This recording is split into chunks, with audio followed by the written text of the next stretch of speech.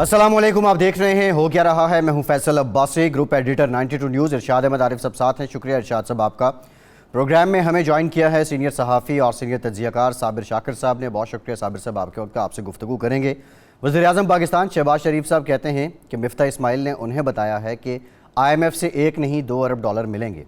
मिफ्ता साहब ने कौम को कोई एक आध हफ्ता पहले भी बताया था कि अगले एक आध दिन में IMF के साथ मामलात तय हो जाएंगे, लेकिन मुआहदे पर अभी तक दस्तखत नहीं हो सके हैं। जो स्टाफ लेवल एग्रीमेंट है उस पर भी साइन नहीं हुए हैं। अब ये एक आध दिन से क्या मुराद है, इस पर बात करेंगे। दूसरी जानिब महंगाई का जो अफरीत है वो बेकाबू है, अवाम के शदीद तहफ़्फ़ुज़ात हैं। PTI ने 2 जुलाई को महंगाई के लिए एहतजाज का ऐलान कर दिया है। परेड ग्राउंड में इमरान खान होंगे, बाकी पूरे पाकिस्तान में उनके लोग निकलेंगे। इस पर मुफस्सल बात करेंगे। लेकिन इरशाद साहब, जो इम्पोर्टेंट बात है, हमने देखा कि कल इत्तेहादियों ने अपने रिजर्वेशंस शो किए और वो कस्में उठा कर कह रहे थे कि हम इमरान खान के साथ खुश थे। फिर उसके बाद शाम गए, शहबाज शरीफ साहब से उनकी मुलाकात हुई। आपको क्या समझ आ रही है कि ये एक दिखा भी देते हैं बल्कि अवाम को इत्तेहादियों के रिजर्वेशंस क्या थे? ज़रा ये सुनिए, फिर आगे बात करते हैं। हम सर PTI के साथ थे इत्तेहादी, किसी वजह से, किसी की मोहब्बत में, किसी के प्यार में हम इस तरफ आ गए। सर जब PTI के साथ थे 100% एलोकेशन थी जो आखिरी साल एहसन इकबाल ने काट दी और फिर एहसान किया कि मैं आपको पैसे देता हूँ। मैंने कहा जी ये तो वो देकर गए हैं ना, इसमें आपका कौन सा एहसान काट के दे रहे। हम खुदा की कसम सर वहाँ खुश थे। ये जरदारी साहब की मोहब्बत में आ गए। ख्वाजा साहब आप सुने और शहबाज शरीफ तक ये बात पहुंचाएं। हम्बली रिक्वेस्ट कर रहा हूं पूरे पाकिस्तान की फेडरल गवर्नमेंट से, इदारों से और हुकूमत सिंध से और इलेक्शन कमीशन से कि खुदा ना खास्ता अगर वही फॉर्मूला यहां अप्लाई किया गया तो फिर मुश्किलात बढ़ जाएंगी। तब्दीली का मेरे ख्याल मकसद जो था वो कुछ और था, मगर अब कुछ और नजर आ रहा है। उस वक्त हम प्यारे भी बड़े लगते थे, चक्कर भी हमारे पास बड़े लगते थे। अब बात करते हैं तो मुंह मोड़ते हैं, थोड़ा जरा हमारी शक्ल भी अच्छी नहीं लगती। शिकायत हमारी पार्टी की भी है जी, एक मिनिस्ट्री पे बस चुप करके बैठ गए हैं। अब वो झाड़ू तो नहीं लगाना विदाउट पोर्टफोलियो, क्या करना है। तो ये सारी शिकायतें हैं जी, इनको जरा मेहरबानी करके ठीक कर लें तो बेहतर है, वरना चुप करके बैठे हैं। इत्तेहादी जमात हमारे कारकुनों को लहूलुहान करती रहे और हम उस हुकूमत में बैठे हैं। हमारी दरख्वास्त ये होगी कि मरकज जो है वो इस इत्तेहाद पर नजरसानी करे। ये जी इत्तेहादियों के रिजर्वेशंस हैं जो पिछले 24 घंटे में सामने आए हैं। इरशाद साहब, ये सब तरक्याती फंड्स के लिए है या ये ऑर्गेनिक रिजर्वेशंस हैं? वो क्या कहा है कि इब्तदाए इश्क है रोता है क्या, आगे आगे देखिए होता है क्या। बात ये है कि ये सारे जो लोग हैं तजर्बाकार सियासतदान हैं, पहले भी ये इत्तेहादों में रहे हैं, इन्हीं जमातों के साथ रहे हैं। कोई ज़रदारी साहब के साथ रह चुका है, कोई नवाज शरीफ साहब के साथ रह चुका है। तो मेरा ख़्याल है कि कोई नई बात तो नहीं है और ये बजट का भी हो सकता है। लेकिन बात ये है कि अगर ये अपनी खुशी से गए होते तो शायद अपनी खुशी से ये अलग भी हो जाते या अलग होने के बारे में सोचते। लेकिन चूँकि ऐसा मामला नज़र आता नहीं है, अपनी खुशी ना आए ना अपनी खुशी चले वाला मामला है, तो अब इसी तनख्वाह पे गुजारा करना पड़ेगा इत्तेहादियों को। लेकिन ये बेचैनी जो है ये बिला सबब भी नहीं है, सिर्फ बजट लेने के लिए नहीं हो सकती। ये कुछ इशारे भी हैं। लेकिन साबिर शाकिर साहब हमारे साथ हैं, अगरचे इस वक्त मुल्क से बाहर हैं लेकिन बाखबर जर्नलिस्ट हैं। तो इनसे पूछूंगा मैं कि साबिर साहब, आप UK में बैठे हैं जो इंफॉर्मेशन का हब है, और वैसे भी मुल्क के अंदर जो लोग होते हैं वो और अंदाज में देख रहे होते हैं, मुल्क से बाहर अपना माशरा, अपना मुल्क और अंदाज में नज़र आता है। तो आप क्या समझते हैं कि इस वक्त पाकिस्तान की सियासत क्या करवट ले रही है? शाह साहब, आपका माशाल्लाह तजर्बा बहुत ज़्यादा है, सादसा की जगह पे हैं आप। सूरत हाल ये है कि कल जो कौमी असम्बली में जितने लोग भी बोले तो उन्होंने बहुत सारी चीज़ों की तो तस्दीक कर दी और उन्होंने एक कसर नफसी से काम लिया कि सिर्फ उन्होंने जरदारी साहब का नाम लिया कि जरदारी साहब के कहने पे हम आ गए थे। तो ये जरदारी साहब को पूरा प्रोजेक्ट जो है वो आउटलेट किया गया था और उन्होंने ही आगे एग्जीक्यूट करना था। तो जरदारी साहब के ही ये सारे इत्तेहादी थे बुनियादी तौर पे।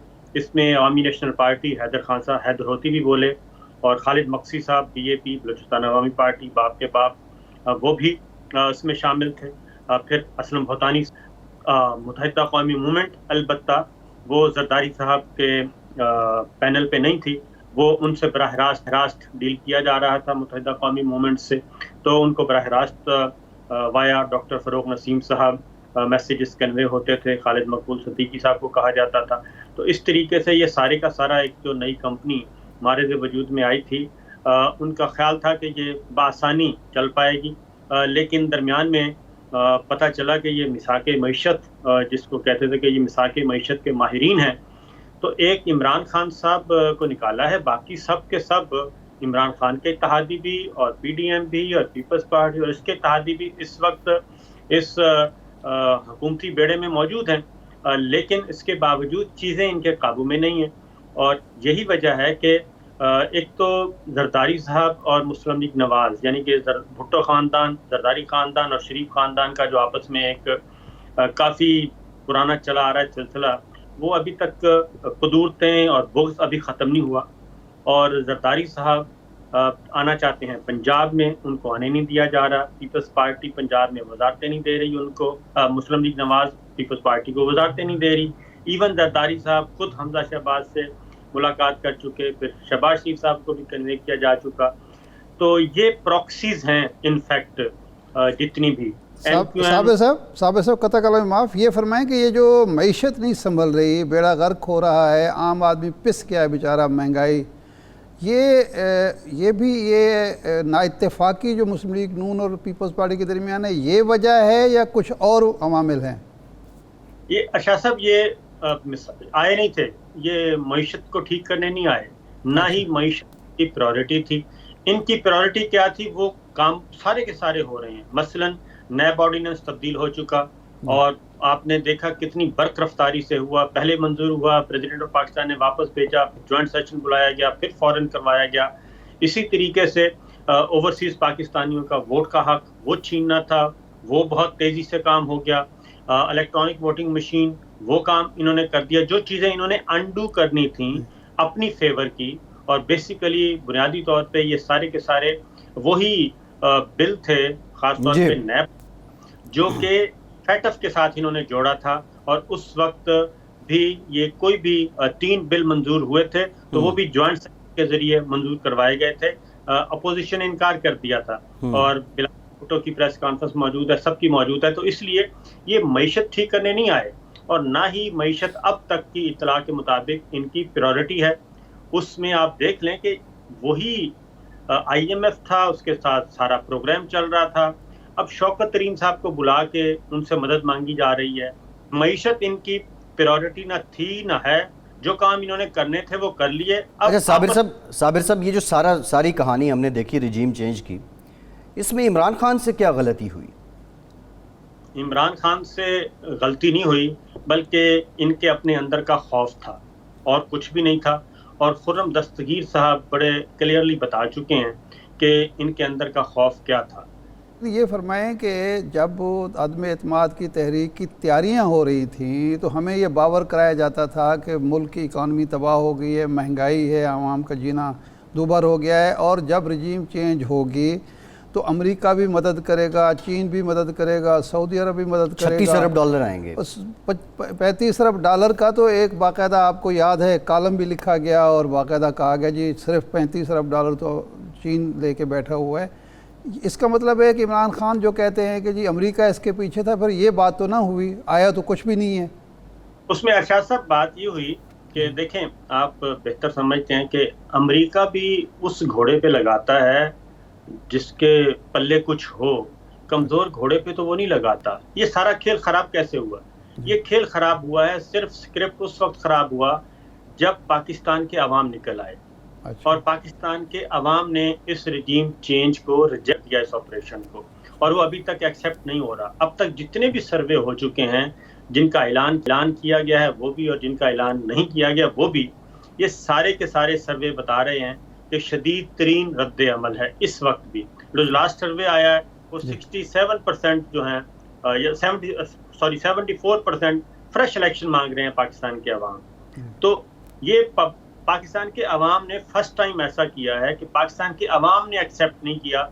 ये ना इमरान खान साहब को पता था, ना ये अमेरिका को पता था, ना ये लोकल प्लेयर्स को पता था, और ना ही मीडिया को पता था। इवन इमरान खान को भी नहीं पता था कि ये कुछ होना है, वरना वो तो शाह महमूद कुरैशी साहब को नॉमिनेट कर चुके थे कि जी प्राइम मिनिस्टर का इलेक्शन लड़ना है, लेकिन उस रात जब पब्लिक बाहर आई तो उस वक्त पीटीआई ने सोचा कि जनाब ये हम किस तरफ जा रहे हैं, असल तो अवाम की जो पल्स है वो तो ये है। तो इसलिए ये अमेरिका भी फिर बैकफुट पे गया, और वजह ये है कि 2 वोटों से अरशाद साहब ये गवर्नमेंट बनी है, फैसल भाई 2 वोटों से गवर्नमेंट बनी है। और पंजाब गवर्नमेंट आप देख लें कि कितने सहारे इस वक्त उसके साथ खड़े किए गए हैं कि उनकी सीएमशिप को बचाने के लिए। विजिटर्स गैलरी का सीएम और इलेक्शन, पंजाब पुलिस ईवान में आके इलेक्शन करवा रही है, हर चीज़ तो चैलेंज हुई है। तो ये सारे का सारा जो हाइब्रिड सिस्टम खड़ा है एक इंतहाई कमज़ोर बुनियादों पे, तो पूरी दुनिया भी तो ये देख रही है हमारे साथ चाइना ने क्या किया। आप तस्वीर कर सकते हैं कि चाइना जैसा हमारा स्ट्रेटेजिक पार्टनर, इतना दोस्त, पक्का दोस्त जिसको कहते हैं, वो और पुतिन, चाइना, रशिया, ये सब हम तो रीजनल प्लेयर बनने जा रहे थे बहुत तगड़े किस्म के, और इसी इत्तेहाद का हम हिस्सा थे। तो इंडिया के कहने पे चाइना ने हमको इनवाइट नहीं किया, तो इसीलिए चाइना भी तो, और ना हम उधर कह रहे ना उधर कह रहे ना। अच्छा, अमेरिका साबिर साहब एक बड़ी इम्पॉर्टेंट बात ये है कि हमने ये जो 9 अप्रैल के बाद देखा, पाकिस्तान तहरीक इंसाफ ने, जिसका आपने भी जिक्र किया, एक गैर रिवायती मोमेंटम बना लिया और आवाम को अपने साथ मिला लिया। लेकिन अब हम ये देखते हैं कि उस मोमेंटम को जो कंसिस्टेंट रखना था वो पाकिस्तान तहरीक इंसाफ नहीं रख रही है। आज खान साहब ने बात की कि 2 जुलाई को हम महंगाई को लेकर एहतजाज करेंगे, ऑल्दो महंगाई बड़ा इशू बन गया है जिस पर वो सियासत कर सकते हैं। ये जो जुज़वी खामोशी आ जाती है, या जुज़वी आप कह लें कि पाकिस्तान तहरीक इंसाफ अपने ऑपरेशंस को या अपने इस सारी डेमोन्स्ट्रेशन को रोक लेती है, इसका क्या मुराद है? क्या पसे पर्दा कोई मामलात, कोई मुज़ाकरात, बैकडोर कुछ चल रहा है?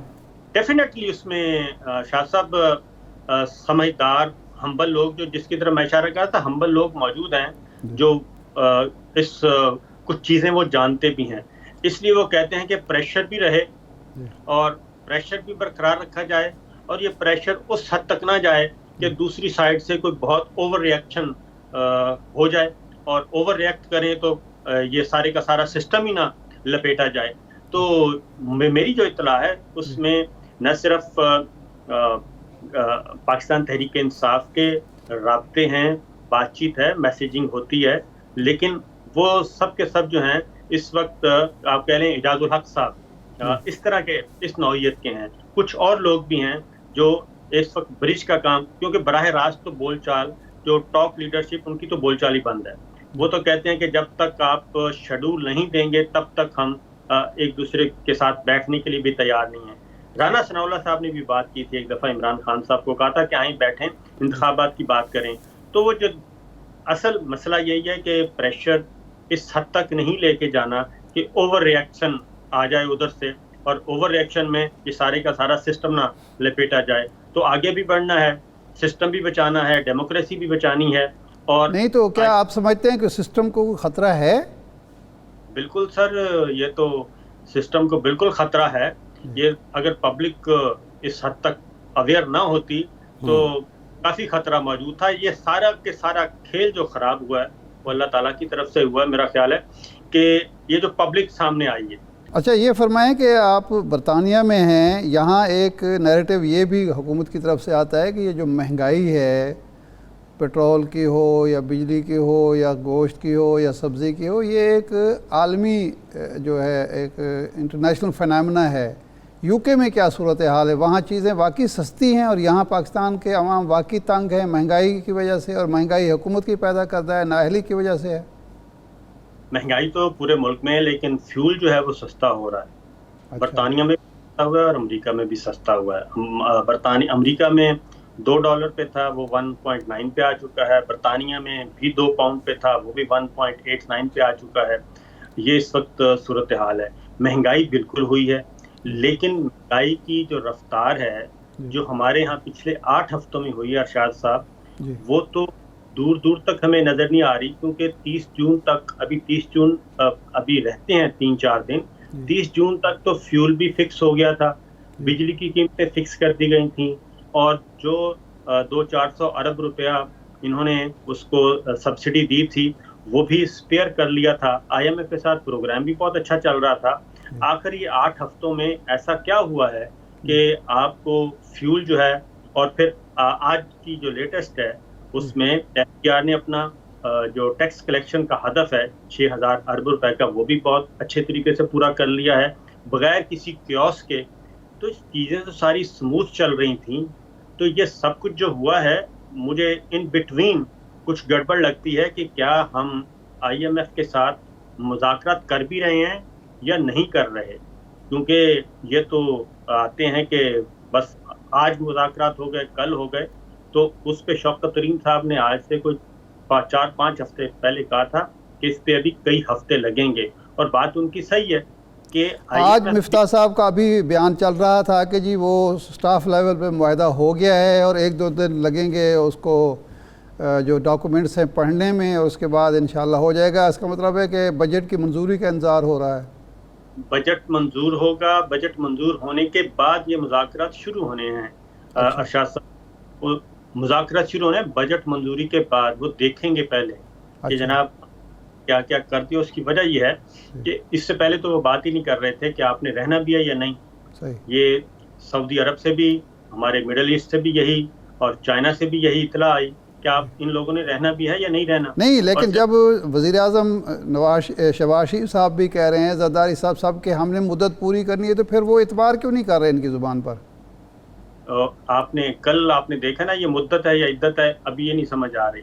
कि मुद्दत पूरी करनी है या इद्दत पूरी करनी है। अभी जरदारी साहब का और जो खासतौर पे मैं मुस्लिम लीग नवाज के दरमियान जो इस वक्त चल रही है टसल, जरदारी साहब पंजाब में एंट्री चाह रहे हैं, उनको नहीं मिल रही। अच्छा। वो उसका ये प्रॉक्सीज है सारी, वो फिर MQM नहीं, तो ये आपके ख्याल में पंजाब गवर्नमेंट गिर सकती है, पीपल्स पार्टी पीछे हट जाए, या कोई और रास्ता परवेज़ इलाही साहब वज़ीर आला बन सकते हैं? जरदारी साहब राब्ते में है जी परवेज़ इलाही साहब के साथ। अच्छा। सॉफ्ट में है। देखिए, उनको पोर्टफोलियो नहीं मिला अभी तक, और बजट तो है प्राइवेट बिल्डिंग में। आपने, मेरा ख्याल है कि आपने पूरी जिंदगी में ही नहीं देखा होगा कि दो इस वक्त असम्बलियाँ चल रही हैं। एक असम्बली है चौधरी परवेज़ इलाही साहब की पॉकेट में है, और एक असम्बली हमजा शहबाज साहब की पॉकेट में है, जहाँ दिल का इजलास कर लेते हैं और बजट मंजूर करवा लेते हैं। लेजिस्लेशन हो रही है प्राइवेट इमारतों में, इससे ज़्यादा बड़ा मजाक क्या होगा? सही है, ठीक, बहुत शुक्रिया साबिर शाकिर साहब, सीनियर तज्जियाकार हमारे साथ। एक ब्रेक लेते हैं, ब्रेक के बाद दोबारा हाजिर हों।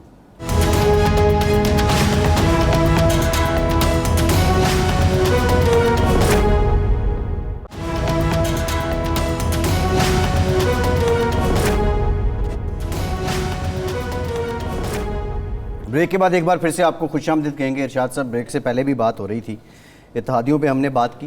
खैर, I think it's too early कि हम ये कहें कि अभी कोई इत्तेहादियों की तरफ से बड़ा चैलेंज जो है वो होगा। बहरहाल पंजाब की सूरत हाल बड़ी दिलचस्प है। अब अदालती फ़ैसले पे है कि आया हुक्म आता है कि दोबारा वज़ीर आला का इंतखाब हो। परवेज़ इलाही साहब, अब मेरा ख्याल जो डिफरेंस रह गया वो 4 सीट्स का रह गया है, जो नून लीग के पास अभी सबकत है। परवेज़ इलाही साहब, अगर ये दोबारा इंतखाबात वाला मामला आ जाता है, आप समझते हैं कि 4 लोग मैनेज कर लेंगे? हालांकि जो तंजीमी तब्दीलियाँ की हैं पाकिस्तान तहरीक इंसाफ ने, खुसरो बख्तियार साहब को वहाँ से हटाया, ओन अब्बास साहब को लगा दिया, शफकत महमूद साहब को हटा दिया, यास्मीन राशिद साहिबा को लगा दिया, तो ये भी किसी जगह जाके असरअंदाज हो सकते हैं, 2-4 MPs और कम हो सकते हैं। देखिए, 2 चीज़ें हैं इसमें जहन में रखने की। नंबर 1 तो ये है कि जो 25 लोग डिस्क्वालीफाई हुए हैं, क्या अगर अदालती फ़ैसला मसलन आता है तो क्या ये जो नए 5 लोग मिल रहे हैं मखसूस नशिस्तें, वो भी काउंट होंगी या नहीं होंगी, वोट दे सकेंगे कि क्यों? क्योंकि जो अदालत में बहस हो रही है वो ये है कि हम 16 अप्रैल की सतह पे मामला को बहाल करते हैं। 16 को जो 25 लोग थे, मुनहरिफीन जो थे, उनके वोट काउंट नहीं होंगे सुप्रीम कोर्ट के फैसले के मुताबिक जी, जो उस वक्त मेंबर थे। तो इसका तो फ़ायदा फिर हुक्मरान जमात को होता है जी, एक बात। दूसरा इसका पहलू है कि क्या अब सिंपल मेजॉरिटी पे होगा, हाउस की मेजॉरिटी पे होगा, या नहीं? वो तो आइन की रूह से नहीं हो सकता, 2 कैंडिडेट हो तो नहीं हो सकता। 186 वोट तो फिर कोई नहीं ले सकता, फिर इसके नतीजे में असम्बली टूट सकती है। अच्छा, ये कानूनी पहलू है कि जब आपकी असम्बली में 186 वोट लेना ज़रूरी है किसी के लिए, हाँ उसकी सेकंड वो हो, लेकिन ये असेंबली तोड़ने का इख्तियार तो फिर गवर्नर के पास है। नहीं उसका एक और चीज़ है ना, वो ये है कि सेकंड राउंड में फिर वो 186 की शर्त नहीं रहती। नहीं, 2 से ज़्यादा उम्मीदवार हों, अगर हाँ 2 से ज़्यादा उम्मीदवार हों, पहले राउंड में अगर कोई उम्मीदवार 186 नहीं ले सकता और दूसरे राउंड में मुकाबला होगा जो पहले टॉप 2 होंगे, 2 हैं और उनमें से जो अक्सरियत लेगा, सिंपल अक्सरियत, अब ये भी एक कानूनी पहलू है ना कि जी 2 उम्मीदवार अगर हों और उसमें कोई 186 ना ले सके तो फिर असम्बली का मुस्तकबिल क्या होगा, ये एक पॉइंट है इसका। तीसरी चीज़ जो है वो ये है कि चौधरी परवेज़ इलाही साहब और चौधरी ख़ानदान की जो शोहरत है वो ये है कि वो मैनेज करने के बादशाह हैं इन मामलात को। तो अब वो बहुत बड़ा इम्तिहान होगा चौधरी परवेज़ इलाही साहब का कि क्या वो मैनेज कर पाते हैं। पहले तो ये दावा किया जाता था कि जो मुस्लिम लीग नून के अंदर उनका एक वसी हल्का है, उनके वफ़ादारों का, उनके साथियों का, हमदर्दों का, खैर खाओं का, तो ये भी एक इम्तिहान होगा। चौधरी शुजात साहब ने जो आज बयान जारी किया है कि जी हमारे ख़ानदान, हमारे जितने भी लोग हैं उन सब को चाहिए कि वो वोट परवेज़ इलाही साहब को दें। जो पहले शफात साहब का बयान आया, वजाहत साहब का बयान आया, ऐसा लगता था ख़ानदान के अंदर जो चपकलेश है वो सियासत में भी असरअंदाज हो रही है, तो ये भी एक पहलू है। लेकिन इस वक्त जिस तरह के मामलात रियासत के चल रहे हैं, हुकूमत और रियासत दोनों दबाव का शिकार हैं जी। अवाम के अंदर ये अल्लाह का शुक्र है, अल्लाह का शुक्र अदा करना चाहिए रियासत को, रियासती मशीनरी को, अवाम को, कि इस तरह की सूरत हाल जब किसी रियासत में होती है तो वहाँ बहुत बड़ी बदअमनी और शोरश जन्म लेती है। वो हमारे यहाँ अल्लाह का शुक्र है नहीं है और कोई कोशिश भी नहीं कर रहा। लेकिन ये कितना अरसा चलेगा ऐसे? तो अगर इमरान ख़ान को पंजाब की हुकूमत मिल जाती है और वो उस पर इत्तफाक करके बैठ जाते हैं और इलेक्शन अपने वक्त पर होते हैं, तो ये भी कोई घाटे का सौदा नहीं है मुल्क के लिए, रियासत के लिए, कि बजाय इसके कि जो मौजूदा हुक्मरान इत्तेहाद है, जिस तरह इस वक्त एक आम नैरेटिव ये है कि ये सिर्फ अपने ख़िलाफ़ मुकदमात ख़त्म करने आए थे, EVM को ख़त्म करने आए थे, मर्ज़ी के इलेक्शन इस्लाहात करने आए थे, वो मकसद तो इनका पूरा हो गया। लेकिन नून लीग को क्या मिलेगा? नून लीग अगर पंजाब में PTI वापस आ जाती है जी, मशीनरी सारी PTI के पास आ जाती है, तो नून लीग को क्या मिलेगा सियासी एतबार से? उनके पास क्या हो, या उनके लिए ये ब्लेसिंग होगी कि उनका बर्डन जो है वो कम हो गया? अगला इलेक्शन अगर इमरान ख़ान की मर्ज़ी का नहीं होता, अगली अपॉइंटमेंट्स जो हैं वो इमरान ख़ान की मर्ज़ी से नहीं होती, तो ये 2 खौफ थे ना। जब हम अदम एतमाद की तहरीक से पहले मुस्लिम लीग नून के और पीपल्स पार्टी के लीडरों से इसी प्रोग्राम में बात करते थे, तो वो क्या कहते थे कि हम जनाब चाहते हैं लेवल प्लेइंग फील्ड मिले हमें, अगले इलेक्शन जो हैं वो इमरान ख़ान की मर्ज़ी से ना हों और इलेक्शन पर असरअंदाज होने वाले अवामिल जो हैं वो न्यूट्रल हों, यही कहते थे ना। डिमांड पूरी होगी, तो वो हो गया है। तो अब इसी पर इक्तफा करें, इससे आगे की ख्वाहिश जो है। लेकिन इमरान खान तो मान ही नहीं रहे ना, वो तो इलेक्शन कमीशन को नहीं मान रहे, वो इस सिस्टम को नहीं मान रहे। अभी तक इमरान खान को सिस्टम से बाहर रखने की कोशिश हो रही है जी। अजीब मामला है। यानी इमरान खान तो पहली दफ़ा इक़्तिदार में आया है, ये जो जमातें हैं इत्तेहादी, ये तो 4-4, 5-5, 6-6, 7 पीपल्स पार्टी 7वीं दफ़ा इक़्तिदार में है जी। सबक क्या सीखा है? पहले ये मुकदमात एक दूसरे के खिलाफ बनाते थे, अब भी मुकदमात बन रहे हैं, सिर्फ ये साबित करने के लिए कि हम अगर ज़मानत पे हैं तो इमरान खान भी ज़मानत पे है, 9 FIR दर्ज करवा दी। भाई वो ज़मानत पे अगर है तो वो आपकी तरफ से दर्जशुदा FIRs की बुनियाद पर है, किसी करप्शन के इल्ज़ाम में नहीं है। 24 अरब का केस नैब में चल रहा था, तो परवेज़ मुनीस इलाही पे 24 अरब का ही केस डाला गया है जी, ये मनी लॉन्ड्रिंग का केस, जो 24 अरब, भाई 23 अरब कर लो या 25 अरब भी कर लो, यानी फिगर भी वही रखा गया है। ये अजीब व गरीब सूरत हाल है। तो ये सबक सीखा है माजी से हमारे सियासतदान ने, और इसी वजह से फिर हमारी जब सियासत कमज़ोर होती है, जमहूरियत कमज़ोर होती है, जमहूरी इदारे कमज़ोर होते हैं, हम रोना रोते हैं कि जी मुदाखलत हो जाती है और वो जो हमें काम नहीं करना दिया। अब ये जो काम 2-2.5 महीने में आपने ना तो महंगाई को कंट्रोल करने का कुछ किया है, ना आवाम को रिलीफ देने के बारे में कुछ सोचा है, लेकिन वो काम फौरन हो गए। ये बात समझ में आती है, नैब को पर काटने का काम तो जल्दी हो गया। ये बात आपकी समझ में आती है, लेकिन जो आप कह रहे हैं कि इमरान खान को सिस्टम से बाहर रखने की कोशिश की जा रही है, इमरान खान खुद भी तो सिस्टम से बाहर हो रहे हैं ना, वो पार्लियामेंट में वापस क्यों नहीं आते हैं? एक बड़ा बेसिक बात है ना, कौन सी हुकूमत है या कौन सी पार्लिमानी पार्टी है या पार्लिमानी कमेटी है जिसने जाके पार्लियामेंट से बाहर किसी भी इदारे के सरबराह की तैनाती के लिए वो इमरान खान की से मुज़ाकरात पंजाब करना है? असम्बली में वो बैठे हुए हैं, पंजाब असम्बली क्या में बैठे सलूक हो रहा है कि आपने असम्बली ही ऐवान इकबाल में लगा ली। ये सिस्टम में रखने की बातें हैं। पंजाब असम्बली में वो तो मौजूद है ना, इस्तीफ़ा नहीं दिया। सेनेट में वो मौजूद हैं, सेनेट में अच्छी खासी मेजॉरिटी है उनकी, ठीक है ना।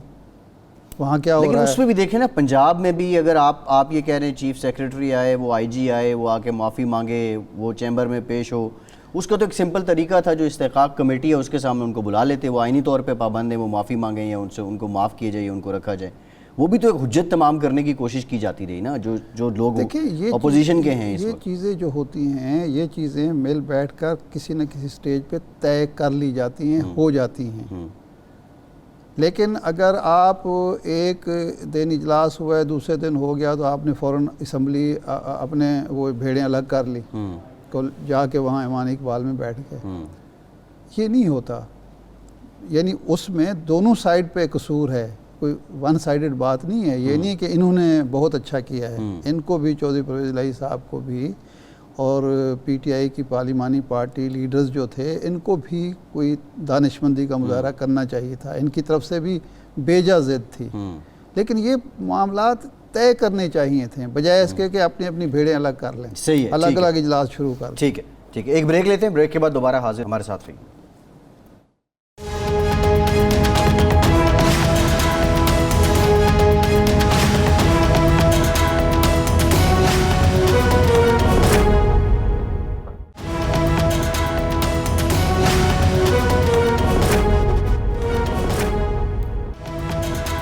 ब्रेक के बाद एक बार फिर से आपको खुशामदीद कहेंगे। हमें ज्वाइन किया है पाकिस्तान तहरीक इंसाफ के बानी रहनुमा और साबिक गवर्नर KP के शाह फरमान साहब ने। बहुत शुक्रिया शाह फरमान साहब आपके वक्त का। शाह फरमान साहब, 2 जुलाई को आप एहतजाज करने जा रहे हैं, लेकिन एक आम तासुर ये है कि जो लहर आवाम की आपके साथ थी उसका ज़ोर अब कुछ कम हो गया है। उसकी रीज़न ये है कि आप उस एहतजाज के मोमेंटम को बरकरार नहीं रख सके, कि जुज़वी तौर पर जो आप खामोश हो जाती है आपकी जमात, इसकी वजह क्या है? क्या कोई मामलात सेटल होने की कोशिश हो रही है? फैसल साहब, सबसे पहले तो मैं इससे इसलिए इत्तेफाक नहीं करता कि जिस वजह से लोग हमारे साथ हैं, जिस वजह से लोग बाहर निकल रहे हैं, उनकी वो वजूहात अपनी जगह पर मौजूद है, बल्कि अब ज़्यादा हो गए हैं। अच्छा, पहले जब हम मार्च कर रहे थे उस वक्त भी लोग निकले, लेकिन उनके ऊपर बदतरीन तशद्दुद हुआ। अब उनके बाद से, उस एहतजाज के बाद से आज आप देख लें कि लोग कहाँ खड़े हैं। आज तो हमने कराची के अंदर कॉल नहीं दी हुई, आज तो मुल्क के डिफरेंट, आज की कॉल तो हमने नहीं दी हुई थी, लेकिन लोग निकले हैं और लोगों को इन तजुर्बाकार टीम का पता चल गया कि इनके प्रायोरिटीज़ क्या हैं। ओवरसीज़ पाकिस्तानी का वोट ख़त्म करना, नैब के अंदर अमेंडमेंट लाना, ये उनके पहले भी जब पीटीआई के साथ इनकी, ये ऑन रिकॉर्ड है, जब पीटीआई के साथ इनकी नेगोशिएशन हो रही थी तो उन्होंने कोई अबाउट 30 सेक्शन में अमेंडमेंट प्रपोज की थी और वो रिकॉर्ड के ऊपर मौजूद है। तो इनकी प्रायोरिटीज़ है जो है वो आवाम नहीं है और उनके असरात वाज़े होते जा रहे हैं। तो मैं समझता हूँ कि ये एक जलसा है, उस हिसाब से आप इसको एहतजाज कह लें, लेकिन ये कानून और आइन के दरमियान के अंदर रहते हुए एक हमारे प्रोटेस्ट का की कॉल है और इस दफ़ा आप देखेंगे इंशाअल्लाह ज़्यादा लोग निकलेंगे। शाह फरमान साहब, आप तो इमरान खान के करीबी साथियों में से हैं बानियों में से हैं तहरीक इंसाफ के। शेख रशीद साहब कहते हैं कि मैं आके इमरान ख़ान को बताता था कि जब मैं मुलाकात के लिए कहीं जाता हूँ एक जगह, तो शहबाज शरीफ साहब मुझसे पहले बैठे होते हैं और लंबी मुलाकातें कर रहे हैं, लेकिन ख़ान साहब यकीन ही नहीं करते थे। तो आप लोग या ख़ान साहब जो थे और कॉन्फिडेंट थे, या क्या वजह थी कि मामलात को संभाल नहीं सके आदमी एतमाद के पेश होने से पहले और पेश होने के बाद? देखिए, ऐसी बात नहीं है। देखिए, हम जिस रास्ते पे जा रहे थे, आप जीडीपी ग्रोथ देख लें, आप फॉरेन रिजर्व्स देख लें, आप ट्रेड डिफिसिट के अंदर कमी देख लें, आप टेक्सटाइल और कंस्ट्रक्शन इंडस्ट्रीज देख लें, आप एग्रीकल्चर देख लें। और इस वजह से आप देखें ना, कोविड के अंदर जो सारी दुनिया रिसेशन में जा रही है, 5.5 और 6% जीडीपी ग्रोथ, तो हम तो सही जा रहे थे। सही। हमने ये तो नहीं कहा कि हमसे कोई गलतियां हुई हैं, हम तो सही जा रहे थे। अब फॉर एग्जांपल मैं आपको एग्जांपल देता हूँ। हमें चेयरमैन पीटीआई जनाब इमरान खान ने एज ए प्राइम मिनिस्टर हमें टास्क किया कि पहले ये पता चलाओ कि ज़मींदारों की क्या इश्यूज है, प्रॉब्लम्स क्या है, और ख़ासकर छोटे ज़मींदार के प्रॉब्लम क्या है। ये एक। दूसरी बात उन्होंने की कि आप ये पता चलाएं कि क्या हमारे इस सरजमीन पर कोई ऐसी चीज़ हो सकती है जो हमें पता ना हो।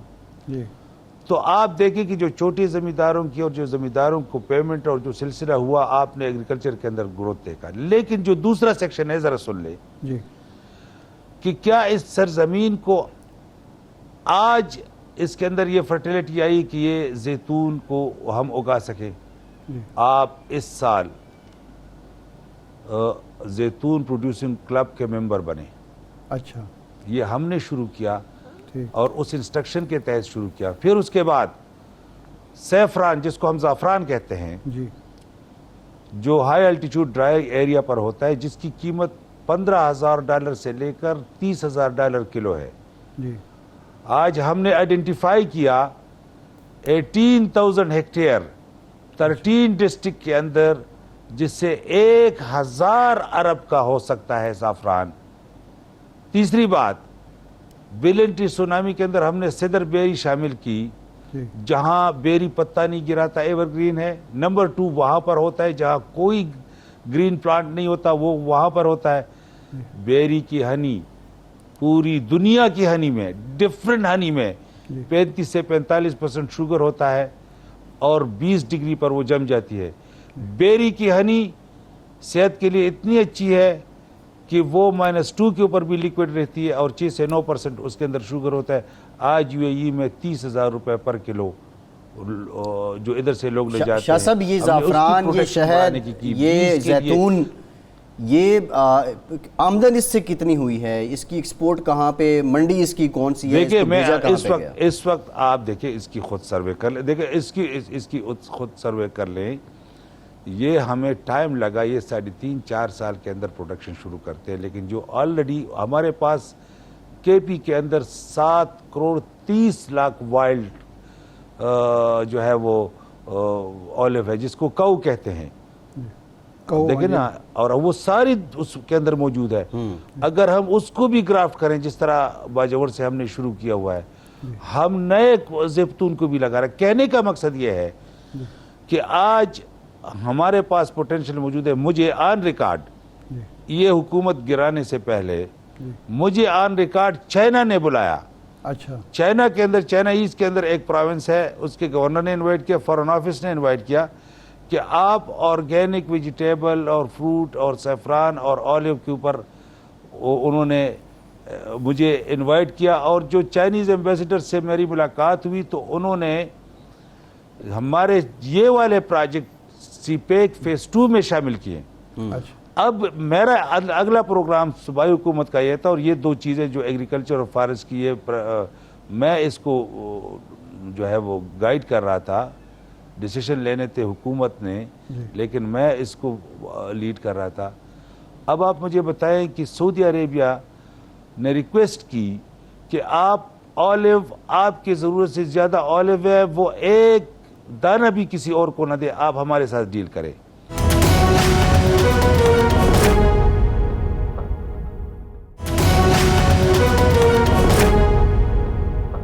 शाह फरमान साहब, आपकी इतनी अच्छी हुकूमत चल रही थी, इतने अच्छे प्रोजेक्ट चल रहे थे, आपके अपने इत्तेहादी भी मुतमईन नहीं थे और वो कहते कि जी मौजूदा हुकूमत के होते तो हम अपने हल्के में नहीं जा सकते, इलेक्शन नहीं लड़ सकते, तो ये क्या वजह थी? ये लैक ऑफ कम्युनिकेशन था या कुछ और था?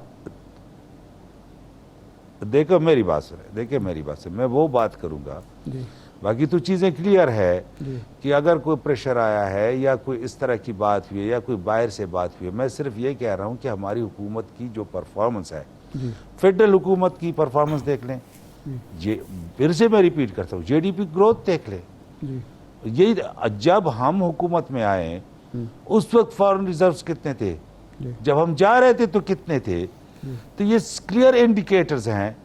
मैं तो उसका जवाब दूंगा जो फैक्ट्स एंड फिगर्स के ऊपर मैं बात करूंगा कि ये हकीकत है, कोई और क्या कहता है। ये तजुर्बाकार टीम आई, इन्होंने जो कुछ किया, कौम का जो हाल किया, आप मुझे बताइए जो पॉलिटिकल टर्माइल है ये इकोनॉमी रिलेटेड है। अगर आपके, अच्छा मुझे आप ये बताएं, जिन्होंने 35-40 साल से, जो मैं समझता हूँ कि चलो 70 से लेकर आप मुझे बताएं 50 साल जिन्होंने हुकूमत की या 74 साल जिन्होंने हुकूमत की इस मुल्क के ऊपर, क्या उनको ये नहीं पता था, क्या उनको ये नहीं पता था कि हमारे यहाँ ज़ाफ़रान भी हो सकता है, हमारे यहाँ जैतून भी हो सकता है, जो हमारे यहाँ सिद्र शाह फरमान साहब बताएं जी सर, असल चीज डायरेक्शन है। देखो मैं इसलिए असल चीज डायरेक्शन है कि हमारी हुकूमत की डायरेक्शन क्या थी। बिल्कुल ठीक है, आपके कुछ आइडियाज जो थे वो आउट ऑफ बॉक्स थे शाह फरमान साहब, लेकिन आप केपी हुकूमत की कारकर्दगी की बात कर रहे हैं। केपीके में जब बल्दियाती इलेक्शन का पहला मरहला हुआ, आपको नताइज नहीं मिले आपकी तवक्कुआत के मुताबिक, दूसरे मरहले पे आपको नताइज मिले। मार्च के पहले हफ्ते में एबटाबाद में स्पेशल फ़ंड आया सीएम साहब की जानिब से, करोड़ों के वहाँ पे प्रोग्राम्स आए। फिर 31 मार्च को इलेक्शन हो गए, वहाँ से आपके लोग जीत भी गए, और फिर उसके बाद अब की रिपोर्ट्स ये हैं कि वो जो स्पेशल फ़ंड आया था उसमें से 50% अभी तक रिसीव ही नहीं हुआ है, और जो प्रोजेक्ट से टेंडर हो गए, वर्किंग ऑर्डर हो गए, फंड न होने की वजह से अब वो कटाई में पड़ चुके हैं और कंट्रैक्टर भी हड़ताल पे चले गए हैं। इस तरह के वाक़यात जो हुए हैं, अब एक खबर ये भी आई कि पेंशन देने के पैसे जो हैं वो केपी की हुकूमत के पास ख़त्म हो गए हैं। तो ये तरक्की जो है इसकी रिफ्लेक्शन अवाम में नज़र क्यों नहीं आ रही? देखो मेरी बात सुन, ये जो आप बात कर रहे हैं कि ये चीज़ें बताई गई या इस तरह नहीं था या इस तरह है, देखिए सिंपल सी बात है। नंबर 1, हुक्मरान की जिम्मेदारी बनती है कि वो इस सरजमीन के अंदर अवेलेबल रिसोर्सेज को मोबलाइज करे, अवाम के इंटरेस्ट के लिए अवाम पर खर्च करें। मेरे कहने का मकसद ये है कि हमारे सामने इतना हालैंड पूल बेचता है जी। आपको अल्लाह ने सैफरान और जैतून जैसे नेमतें दी थी। मैं हुक्मरानों की बात कर रहा हूँ, पीटीआई और उससे पहले सारे हुक्मरानों की मैं बात करता हूँ, कंपैरिजन करता हूँ कि इस ज़मीन के को जो अल्लाह ने जो कहते, तो आप मुझे बताएं कि क्या ये आज इस ज़मीन के अंदर ये फर्टिलिटी आई है? नहीं शाह हुक्मरान किधर थे? वो हम मान रहे हैं, क्यों इस तरफ नहीं सोचा? देखो एक सिंपल, आप मेरा कहने का मकसद ये है, देखो मैं एक लाइन में ख़त्म करना चाहता हूँ। मेरा कहने का मकसद ये है कि एग्रीकल्चर कोटा आना हो, टेक्सटाइल इंडस्ट्री कोटा आना हो, कंस्ट्रक्शन इंडस्ट्री कोटा आना हो, फॉरेन रेमिटेंसेस लाना हो, ओवरसीज़ पाकिस्तानी के पैसे मुल्क में लाना हो और मुल्क के इकनॉमिक इंडिपेंडेंस के लिए इस्तेमाल करने हो, ये जिम्मेदारी होती है हुक्मरानों की। आपका जब डायरेक्शन ठीक हो जाए, आप मुझे ये बताएं, ये कहाँ का इंसाफ है कि आप आईपीपीज़ के साथ कॉन्ट्रैक्ट करके कि मैंने बिजली यूज़ करनी है या नहीं करनी, मैंने आपने अच्छा ये शाह साहब ये तो फैक्ट्स है ना, लेकिन हमारा सवाल ये है कि आपने कौम को एक समत दे दी, डायरेक्शन दे दी, इतना कुछ कर लिया, लेकिन इसके बावजूद खान साहब से क्या गलती हुई कि उनको इक़्तिदार से जाना पड़ा? देखिए खान साहब से तो कोई गलती नहीं हुई। क्या जीडीपी ग्रोथ 6 पर नहीं पहुंची? इससे पहले थी। क्या रेमिटेंसेस नहीं बढ़े? फॉरेन एक्सचेंज नहीं बढ़े? इंडस्ट्रीज बूम नहीं कर गई? एग्रीकल्चर बूम नहीं कर गई? नए क्राफ्ट शामिल नहीं किए? आप मुझे क्या वजह बनी, कितनी आप गलती फरमाए ना, है? हमें क्योंकि बताए ना कि वजह क्या बनी, फिर कोई देखिए, वजह तो मैं- बनी ना। देखो फवाद चौधरी साहब कहते हैं कि एस्टेब्लिशमेंट नाराज थी। अगर एक इंटरनेशनल, देखिए अगर एक इंटरनेशनल प्रेशर आया है, मुझे आप ये बताएं लोगों की प्रायोरिटीज, अगर इंटरनेशनल प्रेशर आया है और फिर आप देखते हैं कि अगर आपके साथी आपको छोड़ जाते हैं, लेकिन मैं हमेशा ये बात करता हूँ कि जो स्टेटस को के लोग होते हैं उनको ये पता भी नहीं होता कि इस मुल्क के अंदर क्या पोटेंशियल है, उन लाइंस पर वो सोचते नहीं है। इस मुल्क में सियासत हो रही है कारोबार के तौर पर, इस मुल्क में आपकी सियासत ये हो रही है कि आप नाली सड़क बना के दोबारा इलेक्शन जीत के असेंबली में बैठ जाए। इसलिए अब मैं आपको बात बताता हूँ, मैंने 2 बार इलेक्शन लड़ा है, 2 बार जीता है, और मैं जैसे ही गवर्नर बना हूँ मैंने खान साहब से कहा है कि मैं मजीद इलेक्शन लड़ना नहीं चाहता। सिंपल, ना अपने बेटे के लिए टिकट मांगता हूँ, भाई के लिए मांगा था, उस पर जो है वो सॉरी कर दी, ना मैं अपनी फैमिली का बंदा लाऊंगा। प्रोफेशन के तौर पर, कारोबार के तौर पर जब तक इस मुल्क में लोग सियासत करेंगे ये मुल्क तरक्की नहीं करेगा। मेरे कहने का मतलब एक है, देखिए आप जितनी भी डिबेट करें, आप जो भी सवालात करें, मुल्क के पोटेंशियल के बारे में पहले पता चलाना, उस पर अमल करना और फिर आवाम ठीक है। शाह फरमान साहब, प्रोग्राम का टाइम खत्म हो गया। बहुत शुक्रिया आपका। साबिक गवर्नर KPK शाह फरमान साहब हमारे साथ मौजूद थे। इरशाद साहब आपका शुक्रिया, इजाज़त दीजिए।